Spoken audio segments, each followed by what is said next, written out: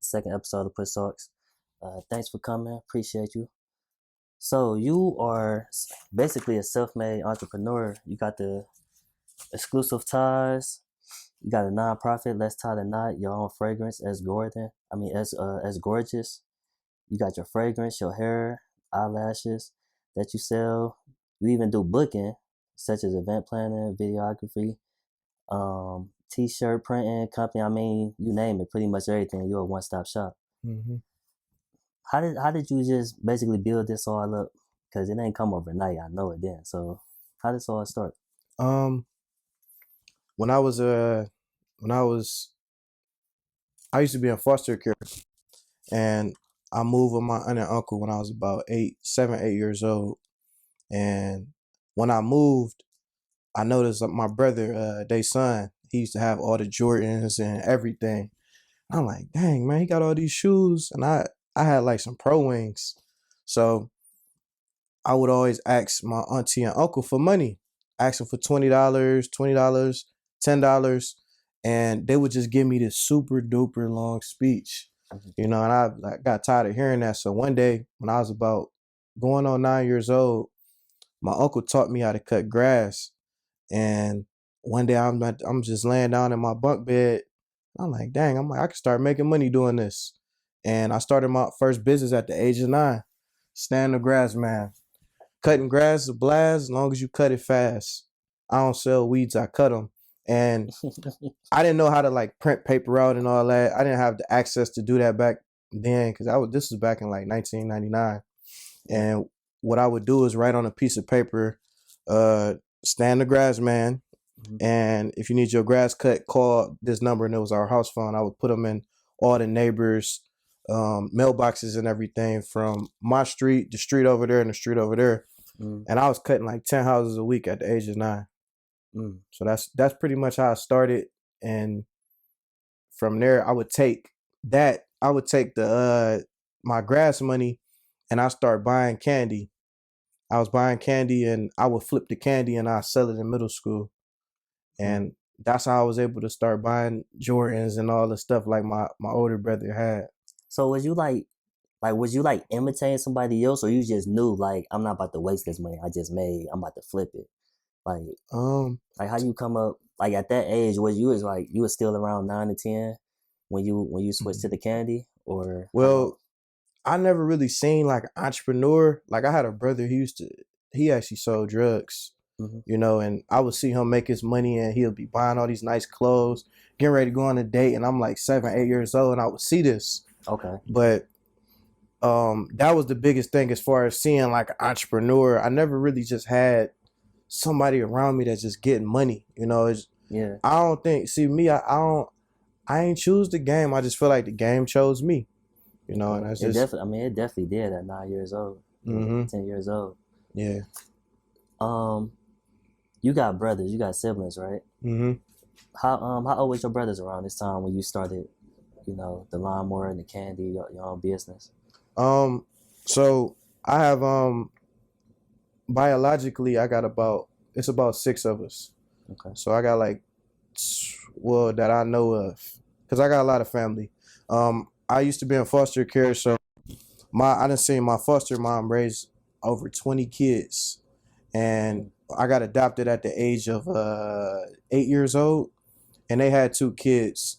My little sister, and I got a brother that's 2 years older than me, and he's the one who I always kind of like I looked up to as far as that. He didn't have like, I won't say the entrepreneurial, but he had all the clothes, he had the shoes, he had all the girls, and I'm like, dang, in order for me to get this, I got to get some money. And my parents, they bought us all stuff, but I came kind of late, so it just like he already had that. So I'm walking in the room just seeing all these clothes and shoes, and he inspired me, man. And I just had that hustler's mentality, When you say the game chose you, I really feel like it did, because the typical kid growing up in Cleveland, first of all, it ain't easy. And, the kid that want to get some money, they gonna go ahead and do what they see everybody else doing, which is like drugs or probably kicking those or something like that. Mm-hmm. You know, how was that? How was that for you? Did that ever cross your mind before you even thought about doing it the right way? As far as being an environment of my a product of my environment, yes, it did. The crazy thing is my brother, the one I was telling you about, he told me when he used to give me bags to sell, drugs. I'm talking, and I was so young. I think I pushed it away, and I was like, no, I don't want to do that. I'm cool. I didn't even know what it was, but I used to always see him, and I see him counting money and seeing him doing all these different things. But I think what it is that I was raised in two different environments. I went from growing up in East Cleveland, St. Clair, Superior, to moving on Harvard. So I seen I had two different households. Gotcha. And I see my brother doing this to my uncle getting up every day at 4 a.m. and going to work. Right. And I was just like, damn. So I seen two different perspectives. And I don't know, I just felt like as I got older, I started learning more about myself as far as my family, because I didn't know all my family. And that's where I think I got as far as who I am. Yeah. It's in all my brothers and sisters. I'm literally all of them in one. So you really faced the choice, and you chose to obviously do the right thing. Right. I mean, I see a lot of people now, man, and people that's like our age, they dwell on their past, they blame their surroundings, their environments, and when you hear a story like yours, it's like it's inspiring because that's not the case with everybody. You know what I'm saying? Like, accountability is like the number one thing that should keep you, grounded. And keep you holding. You should hold yourself accountable for your own actions, your own decisions, and it's crazy when you see people our age that don't got that trait. You know what I'm saying? So I applaud you for that. That's like some real stand up man shit to do. You know what I'm saying? So you have posted this video about Will Smith on how following your dreams could be lonely. And if others don't believe in you, you know what I'm saying, they probably not gonna support you. You understand what I'm saying? So talk about like how that message that Will Smith was talking about in his interview, how that really touched you and how it applied to you. Pretty much he was talking about how people not gonna believe in you until they see you actually doing something. So I always had this like cocky, confident, more so attitude where you gonna notice me. You know what I'm saying? I don't care who you are. Yeah. And when I was younger, like I didn't know who I was. Like growing up, being in foster care to now actually being in this house, and I'm like, dang, like I just seen two different worlds, but I didn't know who I was.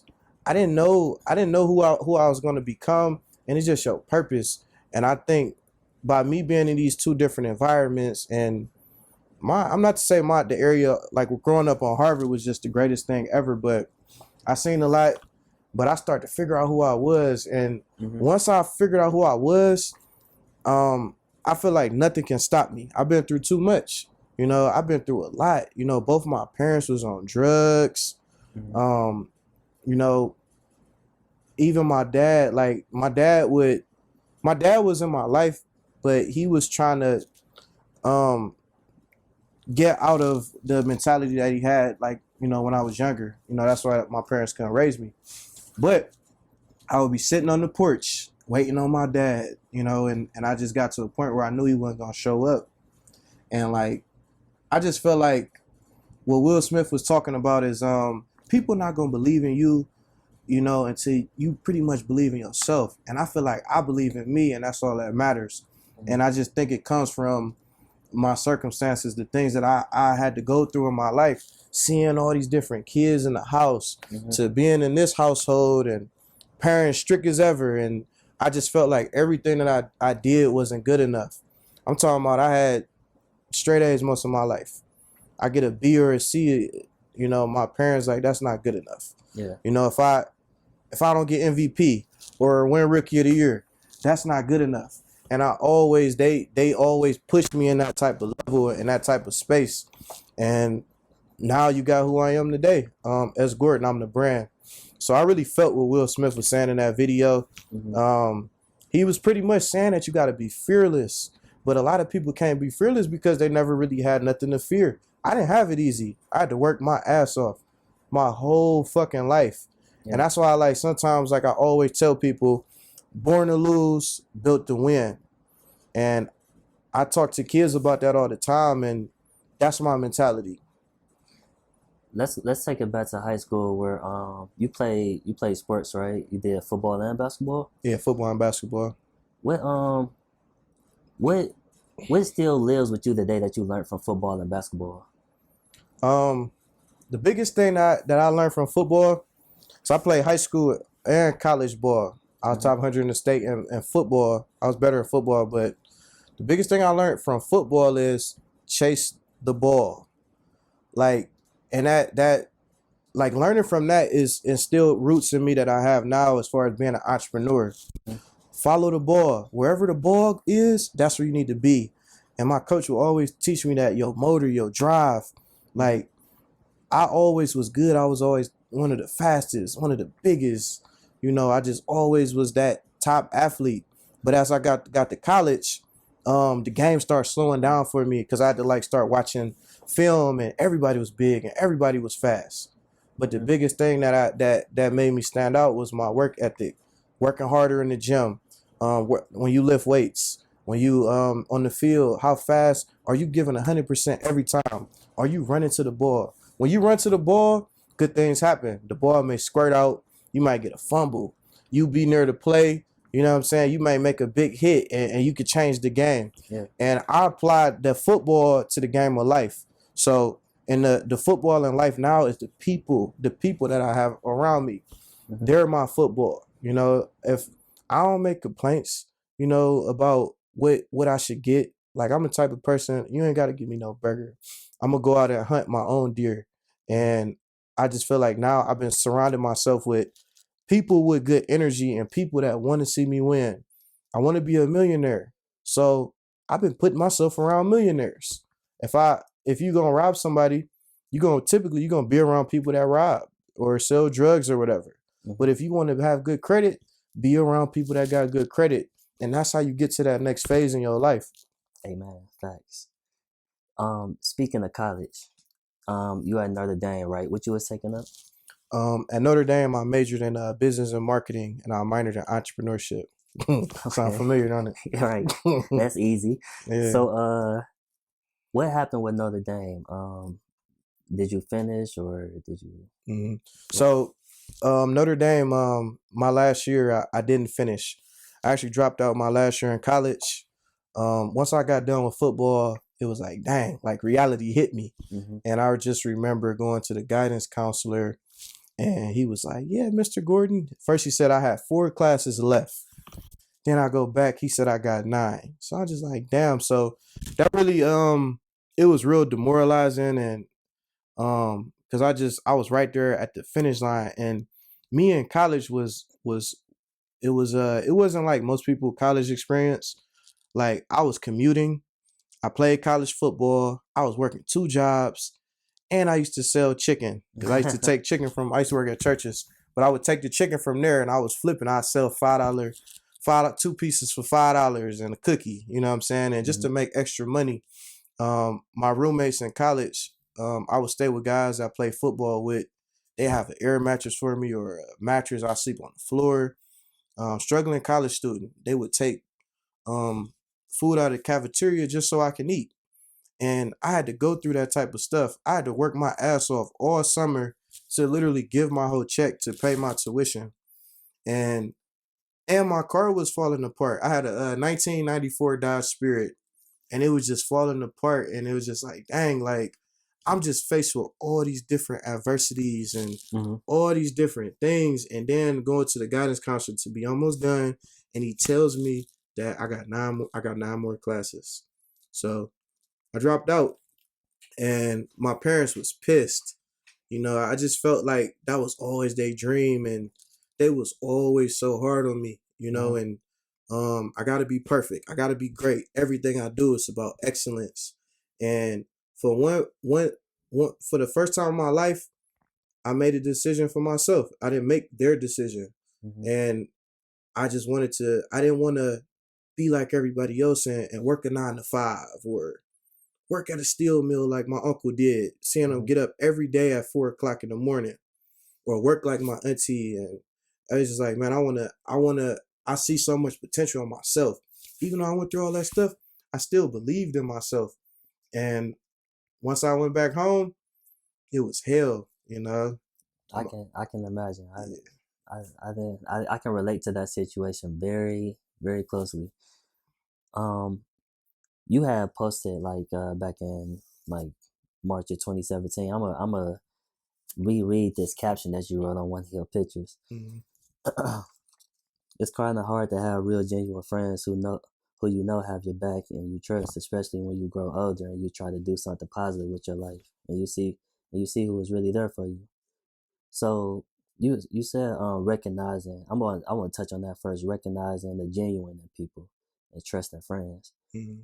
What happened with that? I'm assuming it's a reason why you was making that your caption. Was there anything going on that you want to talk about like with that? You don't gotta say no names.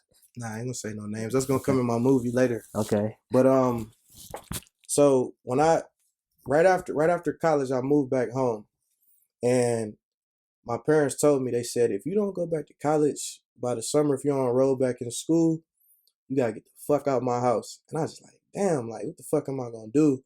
So I pretty much had to leave with 2 garbage bags, and that's all I had.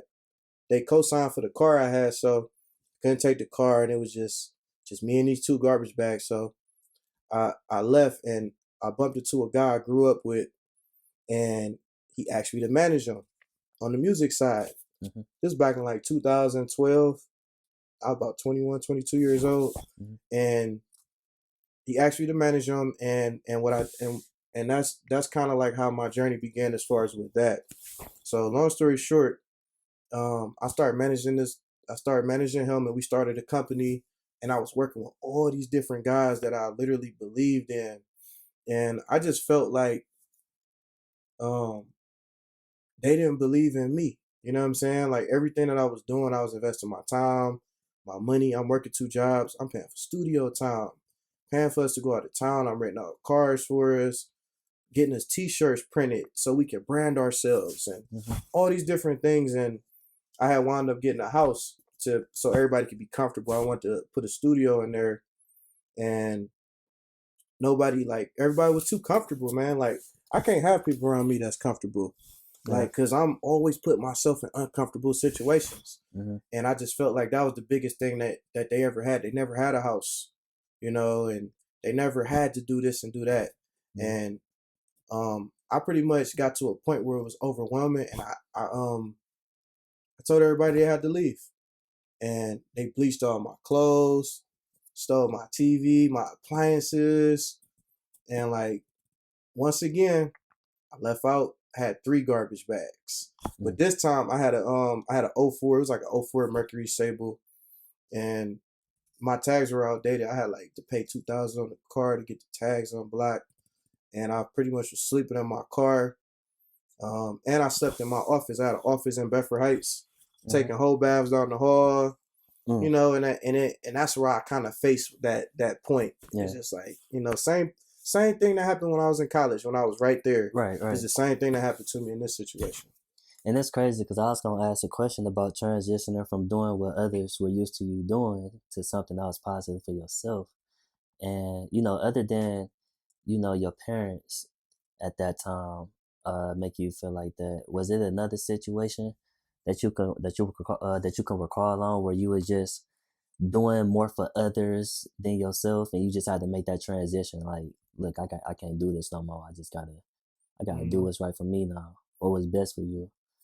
I mean, other than that time, was it another time where that happened? Well, that was the time when I pretty much parted ways with the artists and everybody I had at that time, and I was sleeping on the futon and sleeping in my car, and it was just like when you down, that's when you typically know who there for you, and when you up, like when you got some money. I ain't touched no millions, but I done had a couple dollars, and you tend to see who your true friends are. Mm-hmm. But I was fucked up. Like I had like, I think when I left that house, I may only had like $700 to my name, Mm. and that was it. And I was in debt, and the people I had around me was women. You know, the Mm. women like um, my assistants, some of the girls that's in S Gorgeous, they was there for me. They was bringing me food, Mm-hmm. make sure I was cool. All the guys I grew up with and people I started this company and all this, they ain't give a fuck about me. You know, they ain't calling just to check on me or anything. So it was just like I just felt alone, and that's when I kind of made my transition and made me realize that if you want something in life, Stan, you gotta go do that shit yourself. You have to do it. Like you gotta focus on you. I always used to tell people to always visualize yourself as the product. You know, how can you sell yourself? The problem was I wasn't telling myself that. Mm. What does it take to be an entrepreneur in Cleveland to you?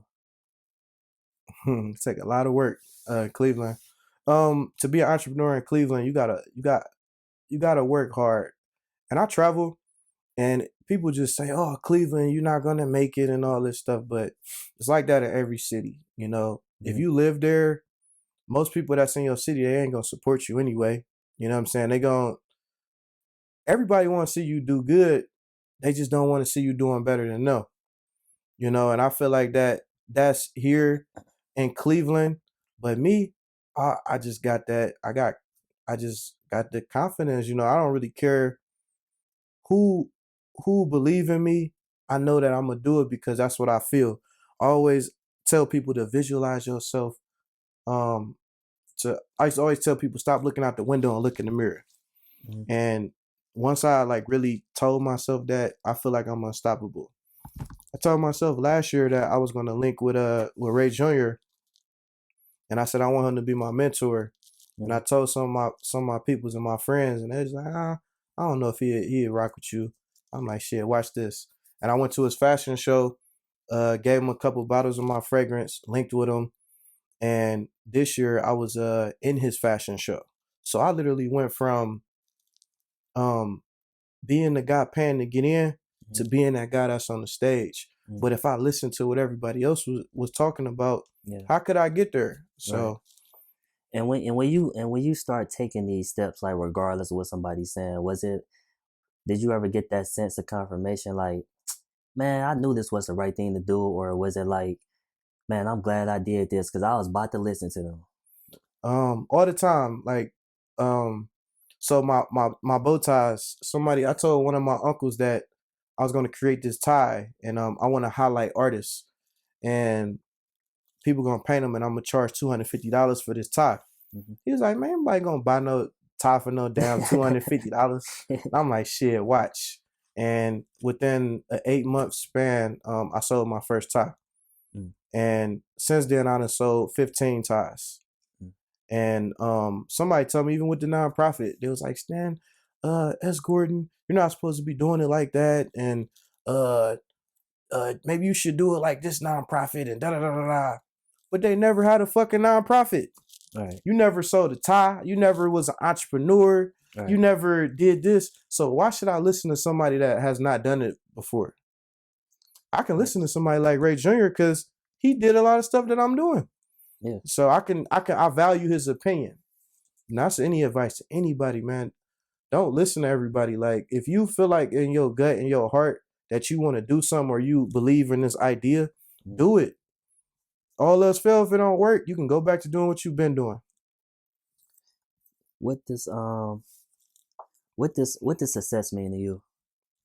Like your definition of success? Um, success to me, that's a great question. I think success to me is just like I said earlier, born to lose, built to win. So already when I came into this world, I was already at a disadvantage. I didn't even have my real family there. So just the fact that I'm being put in a position now to being the first millionaire in my family, or being that that the guy, you know, per se, Yeah, the guy. and I just think that's success in itself. Being the best, at least in my family, you know, and after that, I'm gonna chase everybody else, you know. So I got a question. So I came up with this thing: hustling with motives versus hustling with a good heart. Which one to go further? Hustling with motives versus hustling with a good heart. Motives. Motives, why you say that? Let's emphasize on it. I feel like both can work with a good heart, but the thing is, when it comes to business, there's no emotion when it comes to business. Right. Like, you're not gonna make no money just like being nice per se and showing a lot of love. It could come back to you later in the future, but once I started to I pretty much chalked everybody that was around me. That's when I started making money. I was always the person showing love. Here, man, here go a couple dollars, or here you go. Hey, I just helped you get this job. I helped you do this, helped you do that. But at that time, I lost money. Soon as I said, you know what, I need to fuck all of them, just chalk all of them and literally focus on myself. That's when I started to create money and residual. So it's probably safe to say that you was made to have that mentality, because you kind of came out showing love, basically. So that can be made. Yeah. So I got this thing called finish the sentence. Finish this sentence. Business might not be for you if you scared to lose. Great answer. If you scared to lose. Where do you see yourself in 10 years? 10 years from now, I see myself being one of the biggest executives in the game. Being in the same conversations as a Jay-Z or a Jay Prince or a P. Diddy. Having my own community. And people want me to run for mayor, but maybe I'll run for mayor by then. I don't know. So. Hey, Ghost did it. I mean, said Ghost. We ain't gonna talk about power. We ain't gonna talk about power. You talked about Ray Jr. being your mentor. How important is it to have a confidant, somebody that you know you can always go to when you just feeling under pressure, or you just really need to get some things off your chest? How much does that person play a role in your life? It's great. It's great to have a mentor. Most people, they be like, man, you riding, or you whatever they call it, man. But the thing is, everybody that's successful, they have somebody to help them get to that next level in their life. My cousin, he manages MGK, and he's one of my other mentors. And I have two people I can literally go to and express myself. I told him, I'm frustrated, man. Like, I don't have nobody that's a millionaire around me. Like, I want to get to this level, but I feel like I'm missing that. Like, you need to help me get some more people in my life. And he like, cuz it's gonna be okay. Just keep grinding and keep doing what you're doing. But yeah, like with Ray, man, it's a great feeling to have somebody I can literally call and literally they help me, you know. I didn't have that before, you know. People that actually done it, you know, at that. And just more so, he could tell me some stuff, but it's more so me seeing it. Like, able to shadow him with different events if he throw a fashion show or if he doing a movie. And I want to do that so I can literally watch the process, see the mistakes, and also see the great things that's going on, and I can learn from that. So that's the biggest thing, just watching. Are you currently living, or are you searching for your purpose? What would you call it? I know my purpose now. You know? Okay. I was living, to be honest, it's a great feeling to know your purpose. I know exactly what I'm set out to do. Like, I have a vision or a plan for the next 10 to 15 years, exactly how I want to do and where I want to go. Okay. If so you said you do. So when you did find your purpose, what price did it come with in order for you to maintain it? And I say that to say, like, did you have to cut away some that might have hurt it? You had to cut off some relationships that might have hurt in order to do what was best for you? Or yeah, I lost a lot of friends. I was always the guy that was, you know, popular, had all these people that was around. Um, some of my best friends, like, we cool now, but we not like how we used to be. Girlfriends, I lost houses, I lost cars. I lost over $30,000 just with the wrong people that was around me, you know. And I remember my brother said that I took a picture with these guys, and I had on loafers, and everybody else had on Jordans. He said, "Stan, you in the wrong crowd." I'm like, no, they cool. And then a lot of them, they wound up shitting on me later, and it just made me realize that I need to put people around me that's either faster than me, either more knowledgeable, they even have more money than me, and that's how I'm gonna get to that next level. So Yeah, man. This was a I had another question too. One more. This gonna be like probably the last one. So, you not being able to get your degree from Notre Dame, you know, when you left college, did you feel like damn, like how I'm about to do this? I just did all that for nothing.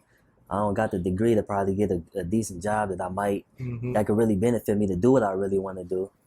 No, Yeah. what was that like? I was scared. Like, I'm like, dang, like what am I gonna do? You know?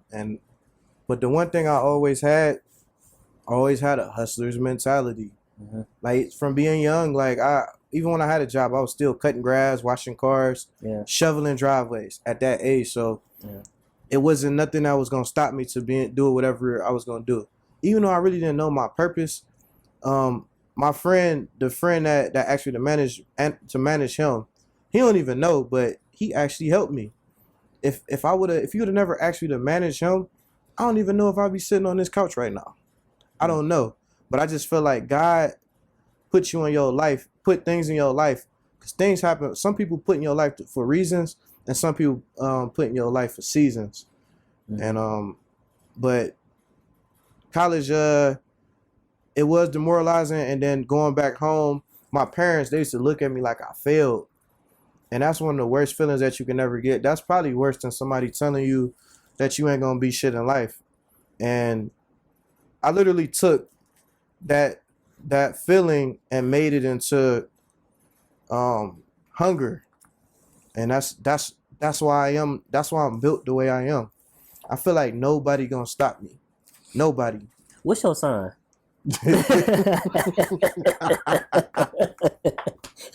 You might be a mix of everything. I don't know. Yeah, I'm an Aries. You're Aries? Okay. Yeah. How you feel about people leaving the city to go somewhere else and start a business? Or start to rebrand themselves, or whatever the case is? To be honest, I don't know nobody that just left and just took off.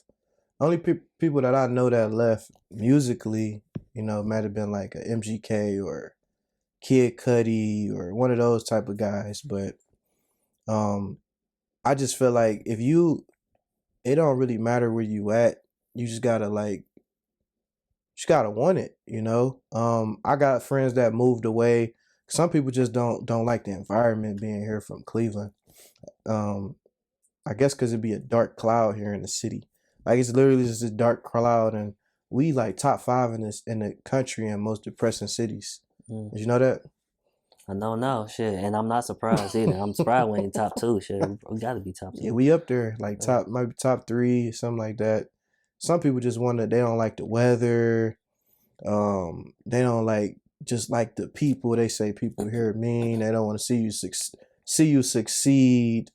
But I feel like if you didn't grind here in your city, what makes you think you're gonna go to another city and just take off like that?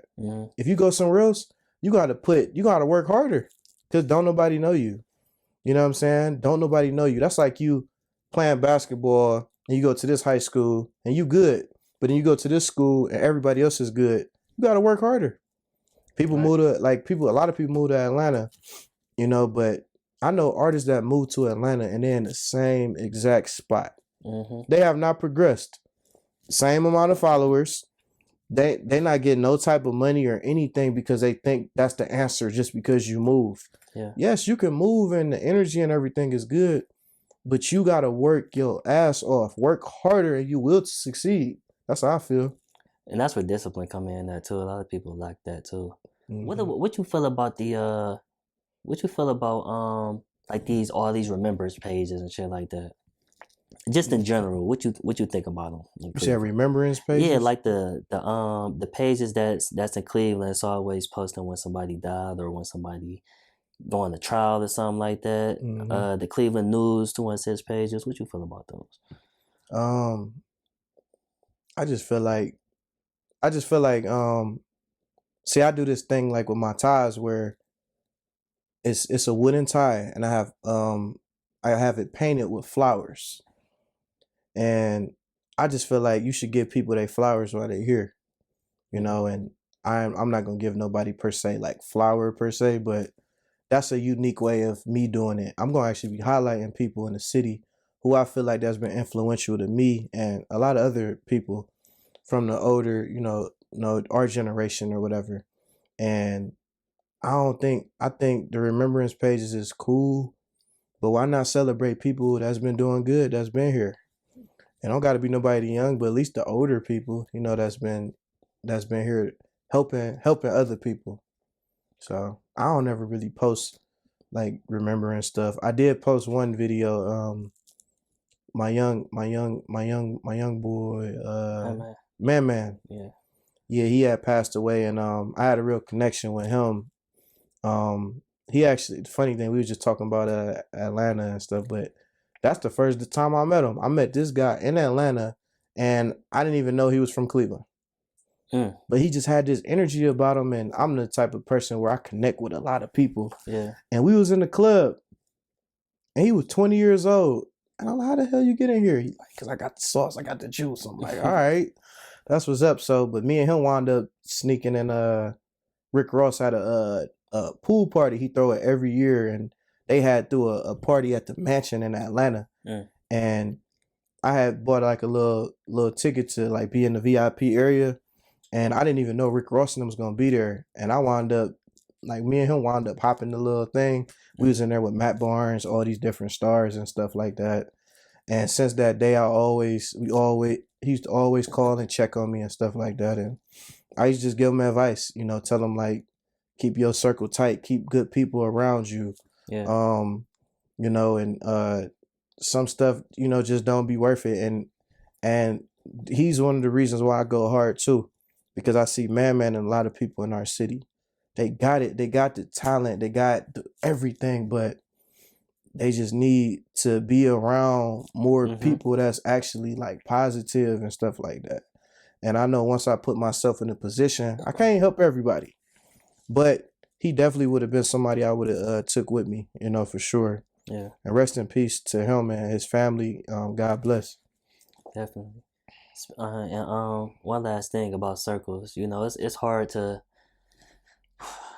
it's hard to like create a circle without bringing the people that you've known the longest. You know what I'm saying? And Hmm. how important is how important is that when you starting to transition into something bigger and better than what you used to?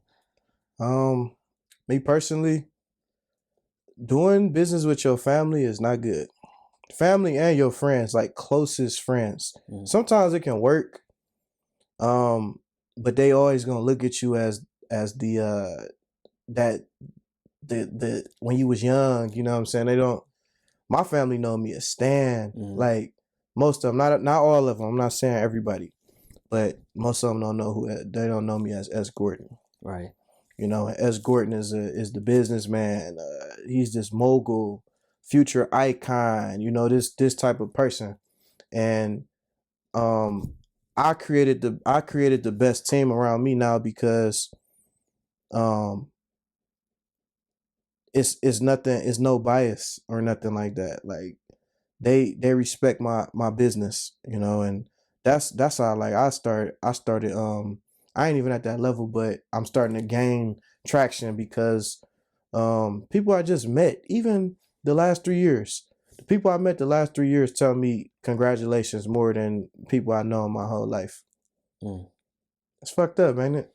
Your Yeah. family, like some of my family do say congratulations, but maybe a handful, like it's mainly like people I just met on Instagram, or Mm-hmm. they may have bought a ticket to come to one of my events and they just be like, "Oh, I'm so proud of you."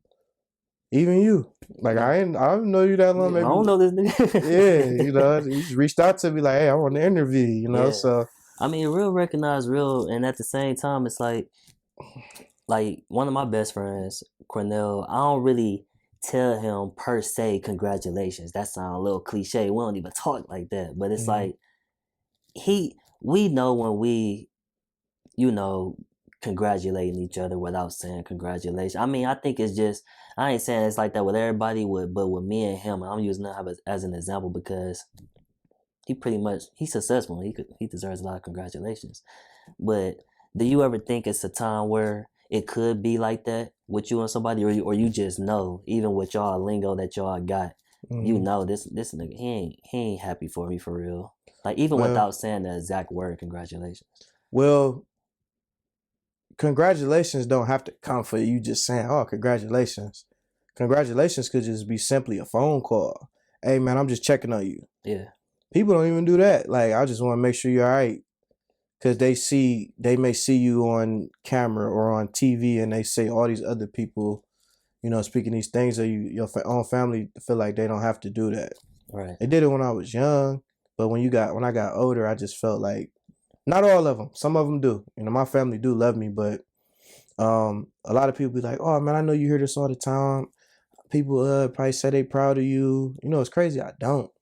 Mm. I don't hear I'm proud of you, or just check on me, make sure I'm all right. I be going through a lot of shit, but I understand that I have to continue to focus, and I got all these people who need me, so I have to stay on that narrow path. But I remember when I first bought my Lexus, um I pulled up to a couple friends, and it was beaming, had the 20s on there, glistening, sunroof open, and Mm-hmm. I was happy, and I just really wanted to share that moment with my friends Mm-hmm. that I grew up. And I pulled up and took them forever to come outside. They looking at the car, they like, "Oh, it's cool." They weren't Mm. happy for me. Yeah. And since that day, I cut them off. I cut all those people off. So it's just like, dang, you can't even celebrate with me with this car. And what if once I get $1 million or get this matching and all that, I don't know if I could trust you. If you this car, I would have probably gave to him. Yeah. I don't care about that Lexus. I'm trying to get me a Maybach next year with a driver. With the driver. Yeah, with a driver. White dude. I don't really care what color they are, long as they doing their job. That's all Yeah. that matter. Yeah, that's we gonna take that. All right, we go wrap it up, man. But things I evaluated about you during this push talk, and I think this gonna be one of my most profound and like meaningful push talks. Number one, I feel like the connections that you made was more valuable than the money that you lost. Mm. You know what I'm saying? I feel like you automatically just coming out like that and just being generous and wanting to feed the people that was around you. That say a lot about your character. And they say an L is never a loss; it's a lesson. Mm. And that's something that I really just if you was to tell me about all your quote unquote failures or times that you feel like you was at the bottom, I would Mhm. I would label it as like lessons. And another thing about you, man, when all else fails, when everybody else stop believing in you, you always believe in yourself. So I Mhm. think those three things like really just like capture a big part of like who you are, especially in the entrepreneur sense. Mhm. And Cleveland need more people like you. You know what I'm saying? And I wish you the best with everything, man. You already like a millionaire for real. And for real, man. I wish you the best with everything that you're doing. Want to thank you for coming to Push Talks. And you want to let the people know what you got coming up next? So the next thing I'm doing is it's called the Art of Noise. So I have my own custom wooden bow tie, and I have artists who paint them. So what I want to do is I'm going to do a challenge for every single high school student in Cleveland. I don't care if you go to Kennedy, Solon, Adams, Glenville, Chagrin Falls, Bedford, wherever. All you have to do is hashtag SG Art of Noise. And you have to rap your 16 to the Art of Noise beat. It's called Moments. Whoever is the best, I'm picking the top five artists. I'm executive producing the beat. I'm putting them on the track with the top artists in Cleveland. And whoever win, they getting $500. And I'm gonna put them on the song with the best artists, and they're gonna perform at my fashion show this summer. And whoever is the best painter, they're gonna design my ties for my fashion show this spring, like May, June. So, but it's called The Art of Noise. And what I'm about to do is all of the top artists in Cleveland, they're partnering with me, like BK Watts, LV, September, the Beezer, whoever is your best painters, they're gonna partner with me and they're gonna pick the top artists that's gonna win the money. Whoever is the best rappers, all the top DJs, DJ Easy Banks, I Am You Lisa, Fatty Banks, Ryan Wolf, you name it, even Ray Jr. Like all these people that I've built a connection with, they're gonna help me with this project, and they're gonna help me pick the artist. And the biggest thing that I'm doing is I'm taking my generation and older, and I'm taking the younger generation, and I'm gonna bring everybody together. And you know what that is? It's tying the knot. Straight like that.